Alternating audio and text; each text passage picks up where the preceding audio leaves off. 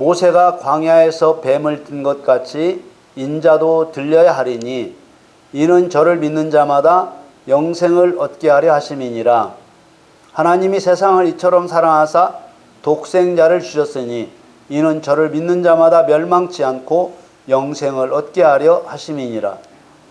하나님이 그 아들을 세상에 보내신 것은 세상을 심판하려 하심이 아니요 저로 말미암아 세상이 구원을 받게 하려 하심이라. 저를 믿는 자는 심판을 받지 아니하는 것이요 믿지 아니하는 자는 하나님의 독생자의 이름을 믿지 아니하므로 벌써 심판을 받은 것이니라. 아멘.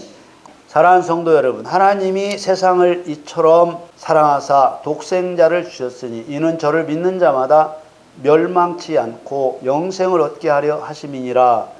이 요한복음 3장 16절 말씀은 성도들에게 애송되는 유명한 성경 구절입니다. 그렇습니다. 창조주이신 유일하신 하나님께서 육신을 입고 이 땅에 오셔서 십자가에 못 박혀 죽으심을 통해 죄인들의 죄를 대속하여 주신 사건은 정말 놀라운 사건이 아닐 수 없습니다. 이것을 놀라운 사건이라고 말하는 이유는 하나님은 온 세상의 주인이신 전지전능하신 창조주이시기 때문에 그렇습니다. 성경은 창조주 하나님을 이렇게 증언하고 있습니다. 신명기 32장 39절 말씀에 이제는 나 곧 내가 그인 줄 알라. 나와 함께하는 신이 없도다. 내가 죽이기도 하며 살리기도 하며 상하게도 하며 낫게도 하나니 내 손에서 능히 건질 자 없도다. 아멘. 우리 죄를 대속하시기 위해 십자가에서 죽으신 예수님은 세상을 계획하시고 세상을 창조하시고 세상을 경영하시는 하나님이십니다. 아멘. 그래서 예수님이 행하시는 권능은 아무도 막을 수 없지요. 그런 전능자이신 하나님께서 가장 처참한 형벌인 십자가에서 죽으신 것은 정말로 놀라운 사건인 것입니다. 이 신명기 말씀 외에도 하나님의 주권을 드러내는 말씀이 또 있습니다. 사무엘상 2장 6절 말씀에 여호와는 죽이기도 하시고 살리기도 하시며 음부에 내리기도 하시고 올리기도 하시는도다. 하나님은 죽이기도 하시고 살리기도 하시며 음부에 내리기도 하시고 올리기도 하시는 절대적인 권능을 행하시는 신이십니다. 아멘. 또 시편 50편 22절에 보면 하나님을 잊어버린 너희여 이제 이를 생각하라. 그렇지 않으면 내가 너희를 찢으리니 건질 자 없으리라. 아멘. 하나님은 순종치 않는 자를 찢는다고 경고하실 수 있는 절대 주권자입니다. 아멘. 그런데도 십자가에서 죽으신 것입니다. 이 시편 말씀에 이제 이를 생각하라. 그렇지 않으면이라는 조건을 붙이셨습니다. 그 조건이 무엇인지 23절로 이어지는데요. 시편 50편 23절에 감사로 제사를 드리는 자가 나를 영화롭게 하나니 그 행위를 옳게 하는 자에게 내가 하나님의 구원을 보이리라. 아멘. 이러한 권능자이신 하나님께서 육신을 입고 십자가에 못 박혀 죽으신 놀라운 일을 성도인 우리는 어떤 생각으로 보아야 할까요? 요한복음 3장 16절에도 구원에 대한 두 가지의 조건이 걸려 있습니다. 우리는 이 두 가지 조건에 들어있는 예수님의 목적과 의도를 깨달아야 합니다. 아멘. 요한복음 3장 16절 말씀을 다시 보겠습니다. 하나님이 세상을 이처럼 사랑하사 독생자를 주셨으니 이는 저를 믿는 자마다 멸망치 않고 영생을 얻게 하려 하심이니라. 말씀에 보면 세상을 무작정 사랑하신다는 것이 아니라 이처럼 사랑하신다고 했습니다. 그리고 세상을 사랑한다고 하셨지만 세상 모든 사람이 멸망치 않고 영생을 얻게 하시는 것이 아니라 예수님을 믿는 자마다 영생을 얻게 하려 하심이라고 하셨습니다. 하나님께서 어떤 일에 조건을 걸어두셨다는 것은 까다롭게 하시기 위한 것이 아니라 그 조건의 의미를 따라 이루려는 목적이 있다는 뜻입니다. 하나님을 바로 알고 하나님을 바르게 믿을 수 있는 유일한 길은 성경 안에서 하나님의 목적을 바르게 보는 일입니다. 이 하나님의 목적을 바르게 보기 위해서는 이 세상을 계획하시고 이 세상을 창조하시고 이 세상을 경영하시는 하나님의 경륜을 알아야만 하는 것입니다. 여호와의 경륜이란 창세전의 세상 우주 만물과 사람을 창조하셔서 이루고자 하시는 하나님의 계획을 말한다고 말씀을 드렸습니다. 유일한 신이신 하나님께서 하나님의 목적을 이루기 위해 세상을 창조하실 계획과 세상을 경영하실 계획과 세상을 마감하실 계획을 세우셨습니다. 이것을 일컬어 여호와의 경륜이라고 말하는 것이지요. 그러므로 성경을 해석할 때는 반드시 여호와의 경륜 안에서 해석해야 합니다. 여호와의 경륜 안에서 성경을 해석한다는 것은 성경대로 하나님께서 세상 끝에 이루실 결말을 보고 그 결말에 맞도록 해석해야 한다는 뜻입니다. 만일 결말을 생각하지 않고 성경을 해석한다면 바다를 항해하는 배가 목적지도 없고 나침판도 없이 항해하는 것과 같은 것입니다. 여기서 말하는 결말이란 예수님께서 재림하셔서 이루실 일들을 말합니다. 예수님께서 세상 끝에 가장 강력하게 행하시는 일은 사단의 세력을 초토화시키는 일입니다. 사단의 세력을 초토화시키는 일과 함께 사단과 거짓 선지자를 산채로 유황 불 붙는 못에 던져 넣습니다. 요한계시록 19장 20절에 보면 짐승이 잡히고 그 앞에서 이적을 행하던 거짓 선지자도 함께 잡혔으니 이는 짐승의 표를 받고 그의 우상에게 경배하던 자들을 이적으로 미혹하던 자다. 이 둘이 산채로 유황 불 붙는 못에 던지우고 이렇게 말씀하십니다. 그리고 사단을 잡아 무저갱에 가둡니다.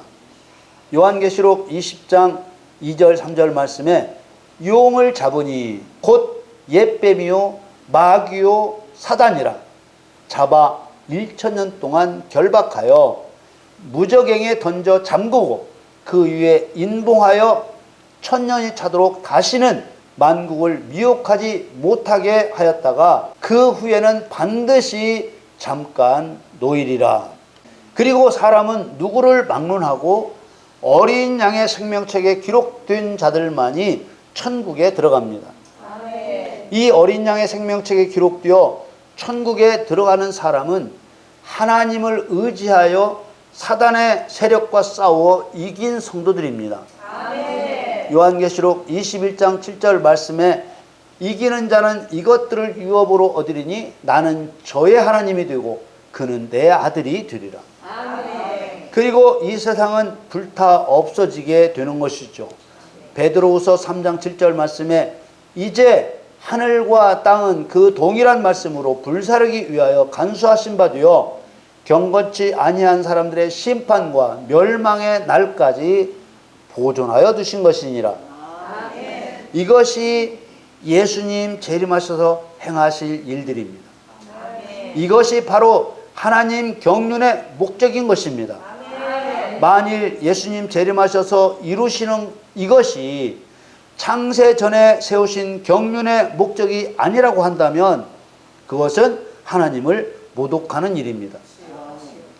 그래서 하나님이 세상을 이처럼 사랑하셔서 독생자를 주셨다는 이 말씀도 하나님의 경륜 안에서 해석되어야지 이 말씀만 똑 떼어서 해석해서는 안 되는 것입니다.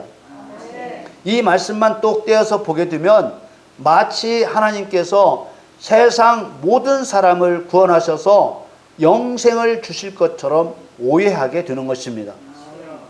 오늘 본문 말씀에도 나타나지만 실제로 구원을 받고 영생을 얻게 될 성도는 이기는 자로서 어린 양의 생명책에 기록된 자들 뿐입니다.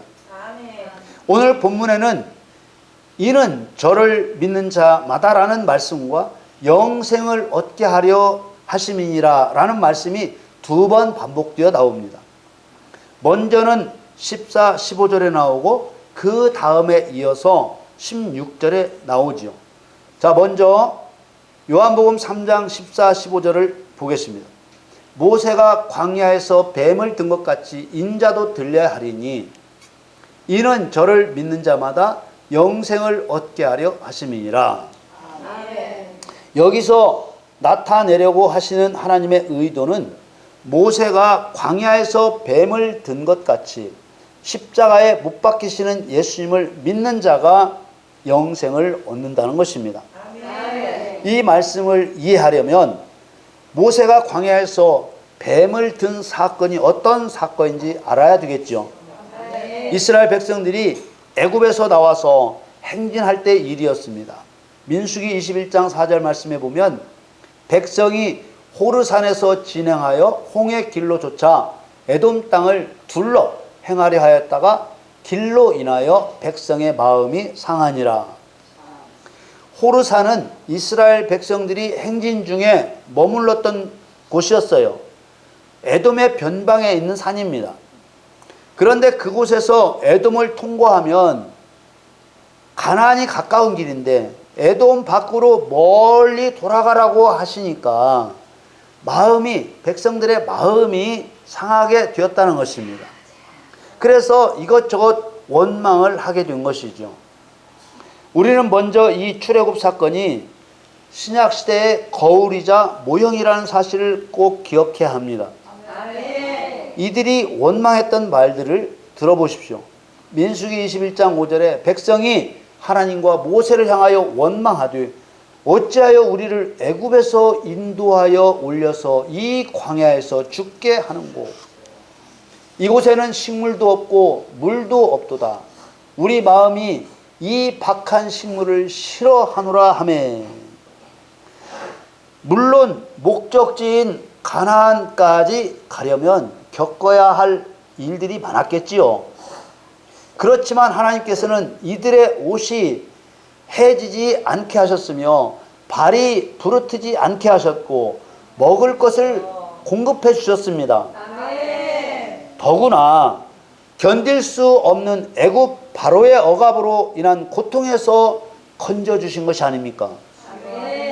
그럼에도 불구하고 이들은 하나님을 원망한 것입니다. 그때 하나님은 불뱀들을 보내셨습니다. 민수기 21장 6절 말씀에 여호와께서 불뱀들을 백성 중에 보내어 백성을 물게 하심으로 이스라엘 백성 중에 죽은 자가 많은지라. 여기서 원망하는 자기 백성을 물어 죽게 한 불뱀은 당연히 사단의 상징입니다.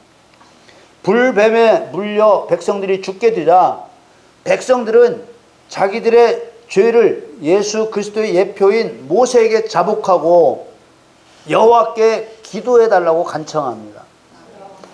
민수기 11장 7절 말씀에 보면 백성이 모세에게 이르러 가로되 우리가 여호와와 당신을 향하여 원망함으로 범죄하였사오니 여호와께 기도하여 이 뱀들을 우리에게서 떠나게 하소서. 모세가 백성을 위하여 기도하매. 모세가 백성들을 위하여 이 뱀들이 백성들에게서 떠나게 해달라고 기도하자 하나님께서 구원의 길을 열어주셨습니다. 민수기 21장 8절 9절 말씀에 여호와께서 모세에게 이르시되 불뱀을 만들어 장대 위에 달라 물린 자마다 그것을 보면 살리라. 9절에 모세가 놋뱀을 만들어 장대 위에 다니 뱀에게 물린 자마다 놋뱀을 쳐다본 즉 살더라. 예수님께서는 이 8, 9절을 요한복음 3장 14, 15절로 이끌어내셔서 말씀하신 것이죠. 예수 그리스도의 예표인 모세는 광야에서 놋뱀을 만들어 장대에 매달았습니다. 놋쇠는 심판의 상징이죠. 모세가 놋뱀을 만들어 나무 장대에 매단 것은 예수님이 십자가에 못 박혀 처참하게 죽으신 것과 같이 처형당할 사단의 모습을 상징적으로 보여주는 것입니다. 아멘. 뱀에 물린 자는 신약시대에 실제 상황에서 사단에게 사로잡혀 사단의 종으로 멸망당할 자의 그림자입니다. 아멘. 이 뱀에 물린 자가 놋뱀을 쳐다보니 살게 된 것이죠. 아멘. 이 모형적인 사건의 영적 의미는 죄에 빠져 멸망당할 죄인이 사단이 심판받는 것을 바라보면 산다는 의미입니다. 아멘. 그런데 이 바라본다는 의미는 신약 시대에 와서 더 구체적으로 성령과 함께 사단을 멸하는 일로 말씀에 나타나지요. 아멘. 육신의 눈에 보이는 불뱀은 장대에 매달 수 있지만 육신의 눈에 보이지 않는 사단은 영이기 때문에 실제로 십자가에 매달 수는 없습니다. 다만 예수님이 십자가에 못 박혀 죽으신 것처럼 사단을 처참한 형벌로서 멸망시키실 것을 모형으로 보여주는 것이죠. 아멘. 예수님께서 십자가에 못 박혀 죽으신 것은 두 가지 목적을 이루는 것입니다. 그 하나가 바로 사단을 멸하기 위한 것이고 또 다른 하나는 죄인들의 죄를 대속하기 위한 것입니다. 아멘. 대속이란 죄인 대신 죽어 죄값을 치르는 것을 말합니다. 아멘. 십자가에 죽으시는 두 가지 목적 중에 14, 15절 말씀은 사단을 멸망시키기 위한 것입니다. 아멘. 요한복음 3장 14, 15절을 다시 봅니다. 모세가 광야에서 뱀을 든 것 같이 인자도 들려야 하리니 이는 저를 믿는 자마다 영생을 얻게 하려 하심이니라. 아멘. 그런데 궁금한 게 있죠. 예수님께서 십자가에서 죽으시는 것이 어떻게 사단을 멸하는 일과 연결될까 하는 것입니다. 여러분, 예수님께서 사단 심판을 누구에게 맡기셨습니까? 바로 그리스도인들에게 맡기시고 예수님은 보좌 우편에서 사단을 자기 발밑에 던질 때까지 기다리신다고 하셨습니다. 아멘. 그럼 예수님께서 십자가에 죽으심으로 누가 살아납니까? 십자가 대속을 믿는 죄인들이 살아납니다. 아멘. 이렇게 죄를 용서받고 살아난 성도를 의인이라고 칭해 주신다고 했습니다. 아멘. 모세가 장대에 매단 놋뱀처럼 예수님이 십자가에 못 박혀 죽으시면 사단을 멸망시킬 그리스도인들이 세워지는 것입니다. 아멘. 그러므로 영생을 얻으려면 예수님의 십자가는 사단을 심판하기 위한 것이라고 믿어야 된다는 것을 말씀하고 있는 것입니다. 아멘. 그러나 똑같은 십자가 죽으심으로 이루는 또 다른 한 가지를 더 믿어야 된다고 말씀하고 있습니다. 아멘. 그게 바로 오늘 말씀의 주제가 되고 있는 하나님이 세상을 이처럼 사랑하셔서 주신 독생자를 믿는 것입니다. 아멘. 요한복음 3장 16절 말씀에 하나님이 세상을 이처럼 사랑하사 독생자를 주셨으니 이는 저를 믿는 자마다 멸망치 않고 영생을 얻게 하려 하심이니라. 아멘. 앞에서는 놋뱀처럼 십자가에 못 박히신 예수님을 믿어야 영생을 얻는다고 하셨는데 바로 이어서는 독생자를 믿어야 영생을 얻는다고 하신 것입니다. 아멘. 독생자라는 말 자체의 뜻은 단 하나뿐인 아들이라는 말입니다. 앞서 본 14절에는 예수님 자신을 가리켜 사람의 아들이라는 의미인 인자라는 말을 썼는데 16절에서는 하나님의 아들이라는 독생자라는 말을 썼습니다. 인자는 사람의 몸을 통해 완전하신 사람으로 오신 예수 그리스도, 독생자는 하나님이 사람의 몸을 통해 사람의 모양으로 오신 예수 그리스도를 나타내시려는 것입니다. 아멘. 사단을 죽이기 위해서는 연약한 사람의 아들로 죽고 사람을 살리기 위해서는 하나님의 아들임에도 죽어 주었다는 의미를 나타내고자 하는 것입니다. 믿음의 눈으로 보면 독생자라는 칭호가 독생하신 하나님, 곧 하나님을 의미한다는 것을 알 수 있습니다. 요한복음 1장 18절 말씀에 본래 하나님을 본 사람이 없으되 아버지 품속에 있는 독생하신 하나님이 나타내셨느니라.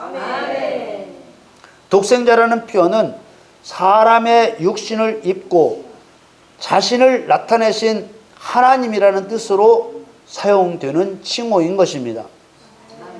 16절 말씀을 다시 보시지요.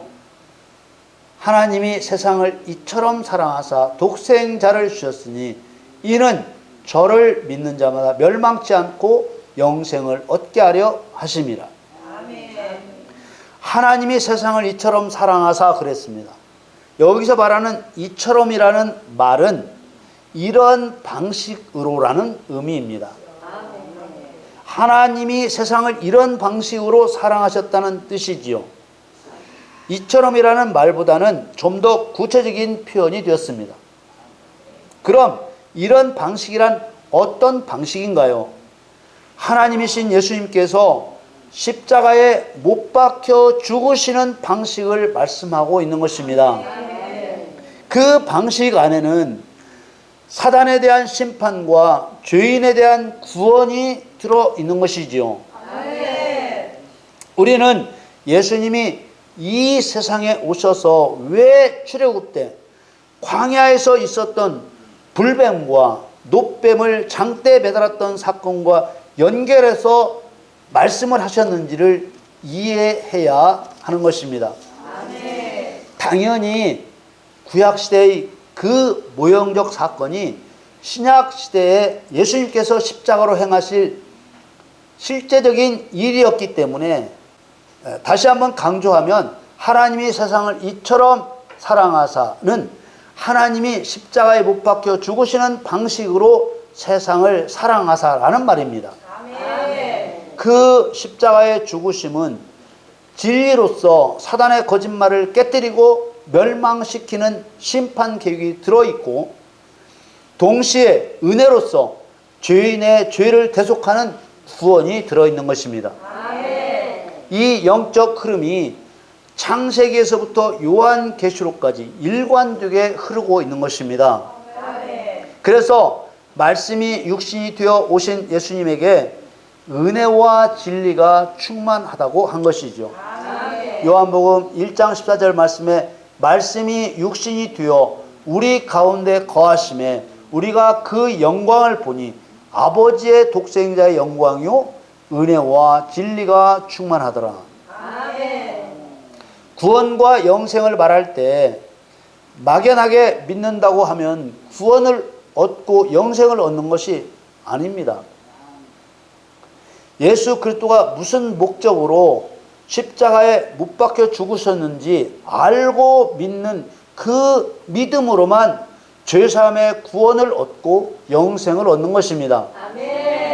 때로는 구원을 얻는다는 말을 영생을 얻어 천국에 들어간다는 의미로 쓰는 경우도 있지만, 엄밀히 말해서 구원은 심각한 위험에서 구출하는 것을 말하는 것입니다. 이를테면 물속에 빠져 허우적거리는 사람을 건져내는 것에 비유하는 것처럼 죄로 인해 사단의 종이 되어 사단의 손아귀에 억압된 자를 구출해내는 것이 구원인 것입니다. 이 구원받은 자가 성령을 받고 성령으로 거듭나 성령께서 가르쳐 알게 하시는 대로 원수인 사단과 싸워 이기는 자가 될 때 영생을 얻어 천국을 상속하게 하시는 것이죠. 그래서 요한계시록으로 가면 구원이라는 말이 단 3번밖에 나오지 않습니다. 이 3번 나오는 것도 모두 구출이라는 의미로 사용하고 있을 뿐입니다. 또 요한계시록에는 믿음으로 천국에 간다는 말은 아예 없고, 믿음이라는 말도 단 4번 나올 뿐입니다. 예수님의 십자가는 구원과 심판이라는 두 가지 속성이 들어있는 것입니다. 이것이 십자가의 양면성입니다. 죄인이 살아야 사단이 죽고 사단이 죽어야 죄인이 사는 것입니다. 아멘. 이것이 십자가입니다. 죄인인 내가 죽어야 내가 의인으로 살아나고 내가 의인으로 살아나야 죄인인 사단이 죽는 것입니다. 아멘. 이것이 그리스도인이 짊어지는 자기 십자가입니다. 아멘. 영의 세계나 물질의 세계나 모두 양면성이 존재합니다. 사람을 죽이는 십자가의 형틀도 이 양면성의 원리가 들어 있습니다. 그래서 세상이 사단의 멸망과 이기는 자의 영생으로 끝을 맺는 것이지요. 하나님이 세상을 이처럼 사랑하사라는 이 말씀을 자꾸만 아전인수격으로 말하고 있습니다. 대부분 하나님께서 세상을 아무런 조건 없이 최고의 사랑으로 사랑하셨다고 말하려고 합니다. 로마서 5장 8절 말씀을 함께 말하면서 믿는다고만 하면 모두 구원을 받고 영생을 얻는 것처럼 말하고 있는 것입니다. 로마서 5장 8절 말씀에 우리가 아직 죄인 되었을 때 그리스도께서 우리를 위하여 죽으심으로 하나님께서 우리에게 대한 자기의 사랑을 확증하셨느니라. 이 하나님의 사랑은 무조건적인 사랑이 아니라 요한복음 3장 16절 말씀처럼 두 가지 목적을 이루기 위해 십자가에서 죽는 방식으로 사랑하신 사랑을 말하는 것입니다. 아멘. 나무에 매달림을 당하는 자는 죽을 죄를 범한 자입니다. 나무에 매다는 것은 저주를 의미합니다. 신명기 21장 22절 23절 말씀에 사람이 만일 죽을 죄를 범함으로 네가 그를 죽여 나무 위에 달거든 그 시체를 나무 위에 밤새도록 두지 말고 당일에 장사하여 네 하나님 여호와께서 내게 기업으로 주시는 땅을 더럽히지 말라. 나무에 달린 자는 하나님께 저주를 받았음이니라. 그러므로 여호와께서 모세에게 만들어 매달라고 하신 놋뱀은 죽을 죄를 범한 사단의 모형이요 사단이 저주를 받은 모습인 것입니다. 하나님이 세상을 이처럼 사랑하사라는 말씀에서 이처럼이란 죽을 죄를 지은 사단, 저주받은 사단을 심판하시기 위해서 십자가를 지신 것을 믿는 사람에게 영생을 주시는 방식으로 사랑하신다는 말씀이며 또 죄인의 죄값을 대신 갚아주시고 그 멸망에서 구원하기 위해서 십자가를 지신 것을 믿는 사람에게 영생을 주시는 방식으로 사랑하신다는 뜻입니다. 아멘. 그러므로 육신으로 오신 예수님은 세상이라 일컫는 사람을 심판하러 오신 것이 아니라 구원하러 오신 것이지요. 아멘. 요한복음 3장 17절에 하나님이 그 아들을 세상에 보내신 것은 세상을 심판하려 하심이 아니요 저로 말미암아 세상이 구원을 받게 하려 하심이라. 아멘. 그러나 또 아버지는 심판을 아들에게 맡기셨다고 하셨습니다. 요한복음 5장 22절에 아버지께서 아무도 심판하지 아니하시고 심판을 다 아들에게 맡기셨으니 아들을 통해 구원을 받게 하려는 대상은 죄인된 세상 모든 사람을 말하는 것이 아니고 아들에게 심판하라고 하시는 대상은 사단을 말하는 것입니다. 이처럼 예수 그리스도를 통해 이루실 일은 항상 두 가지입니다. 마찬가지로 그리스도와 한 몸이라고 부르는 그리스도인을 통해서 이루실 일도 당연히 구원과 심판 두 가지인 것입니다. 오늘 본문은 이 두 가지를 깨닫고 믿어야 영생을 얻는다는 것을 증거하고 있는 것입니다. 여러분, 불뱀은 하나님의 백성들을 죽인 자의 모형이며 사단은 하나님의 백성을 죽인 자의 실상입니다. 하나는 모형이고 하나는 실상으로 사단을 말하는 것입니다. 예수님의 십자가 죽음은 하나님의 원수를 죽이기 위한 죽음이며 동시에 하나님의 백성을 멸망해서 건져내시는 죽음입니다. 이것이 하나님께서 세상을 사랑하시는 방식입니다. 그래서 성경이 말하는 사단을 본 자만이 성경이 말하는 그리스도를 볼 수 있고 성경이 말하는 사단을 아는 자만이 성경이 말하는 그리스도를 알게 되는 것입니다. 여러분 모두 하나님께서 세상을 사랑하시는 방식대로 행하신 예수님처럼 하나님의 원수 사단을 멸하고 죄인을 구원하는 진리를 따라 행동하여 온전한 성도로 열매 맺기를 예수님의 이름으로 축원합니다.